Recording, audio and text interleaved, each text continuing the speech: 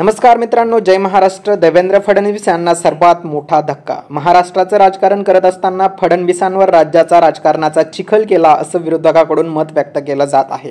तर या सगळ्या गोष्टीमुळे निवडणूक आयोग तसेच सुप्रीम कोर्टाचे निकालही समोर आलेले आहेत। त्यामुळे फडणवीस पुरते घायाळ झालेले आहेत।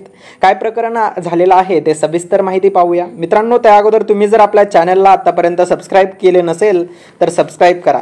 मित्रांनो, सध्या महाराष्ट्राचं पेटतं राजकारण पाहायला मिळत आहे। या सगळ्या गोष्टी घडून गेल्या आणि उद्धव ठाकरेंनी सुप्रीम कोर्टात एकनाथ शिंदे, देवेंद्र फडणवीस यांच्या विरोधात याचिका दाखल केली।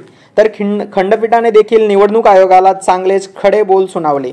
जो व्यक्ती पक्ष फोडतो, पक्षामध्ये गद्दारी करतो, त्यांनाच तुम्ही पक्ष आणि पक्षचिन्ह देत असेल तर सर्वसामान्य जनतेने मत कोणाला द्यावं, असा सवाल त्यावेळी फडणवीसांच्या विरोधात उद्धव ठाकरेंनी दाखल केलेला आहे।